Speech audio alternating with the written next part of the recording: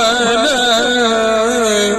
अद्भुत नट देखी जत विरहत कान प्यारो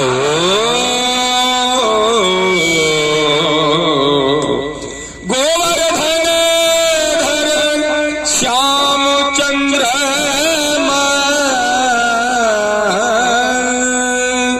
युवती लोचन तारो विरहत कान प्यारो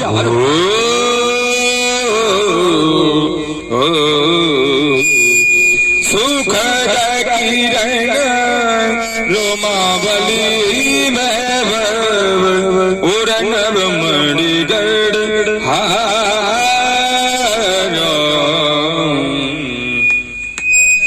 ललन युवती पर भेग विराजत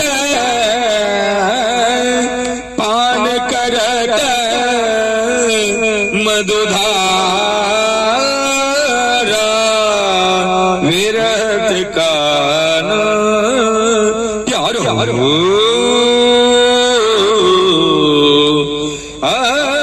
ब्रज जन नवल चकोरयति लोचन श्रवण अमृत अनुसारा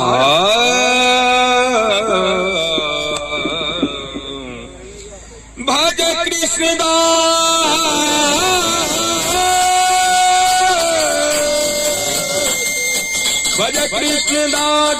सुरत सुख जल निदय भूलत बारा विरहत कान प्यारो वृंदावन अद्भुत नट विरहत कान प्यारो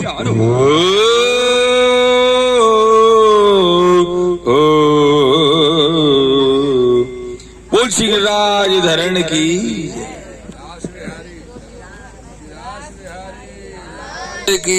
जय हो। ये बड़े सुंदर जो है रास को क्रम श्री ठाकुर जी को भयो और रास जो है जीव और ब्रह्म को पूर्ण रूपेण मिलन की जो लीला है वही वाई को नाम महारास है। मेरे प्रियजनों, महाराज के उपरांत में समस्त गोपी जन को श्री ठाकुर जी ने यथावत अपने अपने घर के लिए भेजो है और जब गोपी जन घर पधारी है सब जो है ब्रज भक्त अपने अपने कार्य में लगे हैं तो एक दिन नंद बाबा सब मिलके अंबिका वन में गए और वहां एक संगचूड़ नाम को एक सुदर्शन नाम को विद्याधर हतो जो अजगर बन के आयो हो और वो नंद बाबा को निगलवे लगे ठाकुर जी के चरण स्पर्श से वाकी मुक्ति भई और ठाकुर जी ने वह को मुक्ति दान की अपने चरण में वह को आश्रय दियो।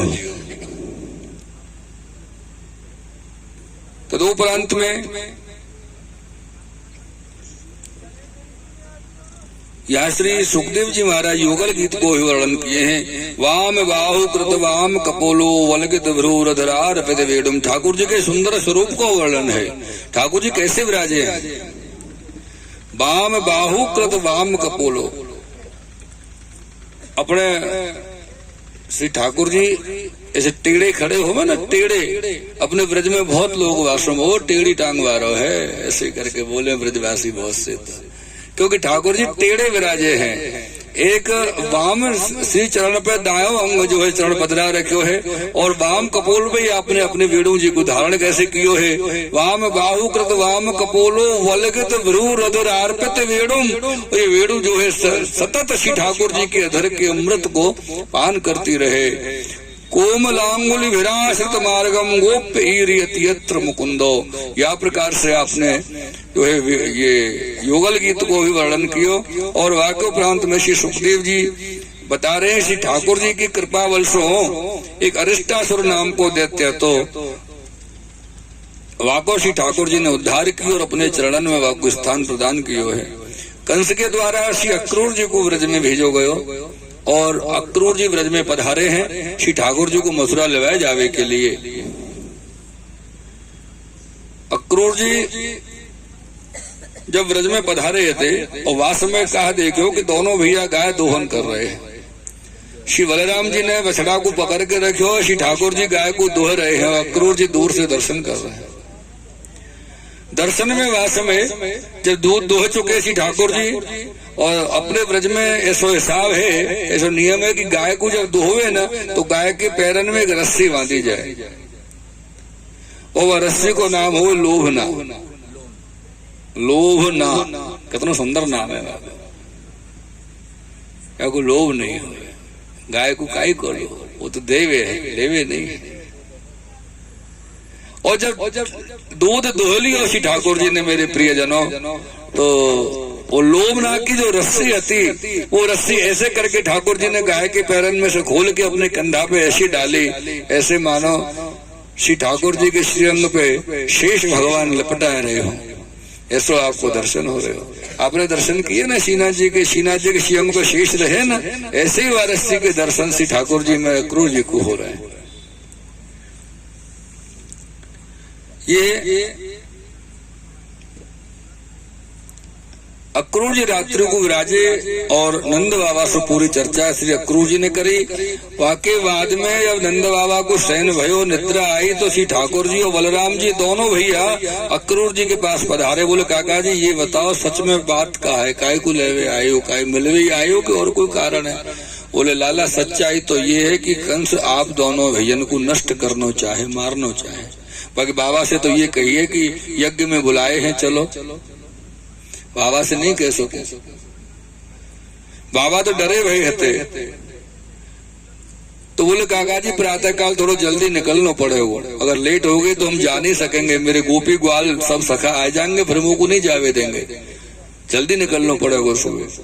तो अक्रूर जी प्रातः काल रात को ब्रह्म मुहूर्त में 3-4 बजे ही अपने रथ को तैयार हो गए। बोले लाला चलो भैया, और यहाँ से ठाकुर जी तैयार, बलराम जी तैयार, नंद बाबा मैया यशोदा बेचारे रो रहे हैं, विरह कर रहे हैं, लाला जा रहे हो, लाला क्यों जा रहे हो? वहां समय यशोदा जी की दशा बहुत बिगड़ रही है। यशोदा बार बार यूं भाखे, श्री यशोदा बार बार यूं भाखे।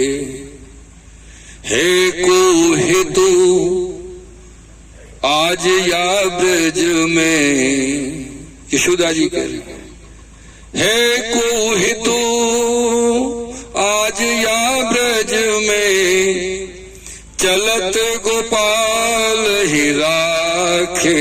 यशोदा बार बार यूं भा। पर यहाँ पर बड़े सुंदर शब्द को प्रयोग किया है, जाकर ने रचना करी है या पद की कवि की बड़ी सुंदर रचना है मेरे प्रियजनों। क्योंकि वह समय यशोदा जी की दशा ऐसी है कि उनको खुद को होश नहीं है, और वो कवि कह रहे हैं यशोदा बार बार यो वाक़या, यानी वारी वारी सो कह रही है कि बार कोई रोको। बड़े हितैषी दिन भर हमारे घर में भरे रहते ब्रजवासी लोग, आज लाला जब गोपाल जा रहे हैं तो कोई रोके हुए बारो हितैषी नहीं आ रहे हो घर में आज, ऐसे यशोदा जी कह रही हैं। लेकिन वो यशोदा जी को तो भान भी नहीं है, तो वो कह रहे हैं वार वार। एक वार को अर्थ हो दरवाजे दरवाजे, यशोदा जी दरवाजे, अरे भैया मेरे लाला को रोकियो, कोई आइयो, ऐसे करके यशोदा बोल रही है। लेकिन क्या यशोदा जी की स्थिति ऐसी वह समय थी कि कोई के दरवाजे जाके आप आवाज लगा में, और कोई क्यों रोकेगा अपन को, अपने लाला को अपन को रोकना है? तो यहाँ पर कवि कह रहे हो यशोदा बार बार, अर्थात श्री यशोदा जी तो बोलने की स्थिति में है नहीं, बेचारे एकदम पुत्र के लाला के विरह में, कन्हैया के विरह में विवल होकर बेहोश पड़ी हुई है। और वह समय यशोदा जी के बार बार अर्थात एक एक रोम रोम ये पुकार रहे हो है कि आज कोई हितैषी हमारा ब्रज में है जो कन्हैया को चलते समय रोक सके। यशोदा बार बार यूं भागे। यशोदा जी तो बेहोश भई है और बाबा सब व्यवस्था देख रहे हैं। लाला भैया दोनों लाला और दादा रथ में जाके विराजे। इतने में ही काम है वो प्रातः काल होवे वारो तो सो गोपी जन और ग्वाल वाल सब यमुना जी को स्नान को निकले हते तो देखे कि आज जल्दी इतनो अंधेरे में लाला नंद बाबा के घर पे रथ लगे हो भयो, लाला रथ में बैठे, क्या बात है भैया। जाके देखे तो रथ को गोपी जनन ने सखीन ने ग्वाल वालन ने चारों ओर से घेर लियो है। अरे कन्हैया कहाँ जा रहे हो बिना खबर सूचना दिए कछु? बोले मैं जा रहे हूँ मथुरा जा रहे हूँ, मामा जी के यहाँ कार्य है। बोले नहीं जा सके, ऐसे नहीं जा सके। तब नंद बाबा की आज्ञा से पूरे ब्रज के बड़े बड़े ब्रजवासी हथकई अपने गाड़ी जो है गाड़ी बहली रब्बा और रथ सबको तैयार कर करके बड़ो कीमती कीमती सब साधन माखन मछली सब माखन दही दूध लेके गौरस लेके आप तैयार भय के सब चलो मथुरा। इधर अक्रूर जी गोपी जनन ने जब घेर लियो अक्रूर जी को रथ को ठाकुर जी को चारों ओर से, तो ठाकुर जी ने अक्रूर जी से कोई काका जी अगर और 2-4 पल यहाँ रुके तो फिर मैं यहाँ से जा नहीं पाऊंगा, मेरी गोपी जनन की मेरे ब्रज भक्तन की दशा हमको जाए भी नहीं देखी, अगर चलना तो जल्दी चलो काका जी निकलो यहाँ से। तो अक्रूर जी ने रथ को बढ़ायो है और गोपी जी ने रथ के पहियन से लिपटी गोल गोल घूमती करती गिरती पड़ती रही और रथ आगे चलो गयो। तब एक छोरा से कही भैया लाला चिंता मत करियो, कह दीजिए गोपी जनसों में आज मामा मथुरा जा रहे हूँ, कल मामा जी के यहाँ कार्यक्रम है, यज्ञ को परसों वापस आ जाऊंगा। लेकिन कोई को संतोष परसों आवे कल, कौन को संतोष हो अपने प्रिय को जावे को साहेब सी ठाकुर जी के छोड़वे को रहे को, स्थिति ऐसी है। तो गोपी जन की दशा वहां है कि उनको ध्यान आए अरे कन्हैया को रथ तो चले हुए, हम तो पड़ी रह गए यहाँ पे। अब रथ पहुंचो संवरिया को दूर, अब रथ पहुंचो संवरिया को दूर, मोई ऐसी खबरिया होती, मोहे ऐसी खबरिया होती, मैं रथ के आगे सोती, मोए ऐसी खबरिया होती, मैं रथ के आगे सोती, और मेरो हो जा तो चकना चूर, अब रथ पहुंचो संवरिया को दूर। ऐसी गोपी जनन की दशा हो गई। अर्ध मार्ग में जाके अक्रूर जी ने कही लाला मैंने आज प्रातः काल जल्दी जलवे के कारण से स्नान नहीं कियो है। तो अक्रूर जी यमुना जी में स्नान करवे गए। वास में भयो कहा तो कि ठाकुर गोपी जन को तो रोते छोड़ के आए विलखते गोपी ग्वालन को, और यहाँ रथ में देखे तो ठाकुर जी रो रहे थे रथ में बैठे बैठे गोपी जन के विरह में। अक्रूर जी के मन में ऐसा भाव आ गयो अरे मुँह से कोई गलती तो नहीं है गई, मैं तो भगवान समझ के ले जा रहा हूँ, अगर कोई साधारण बालक ये भयो तो कंस याकू मार दे। ऐसे भ्रम सी ठाकुर जी में अक्रूर जी को भयो।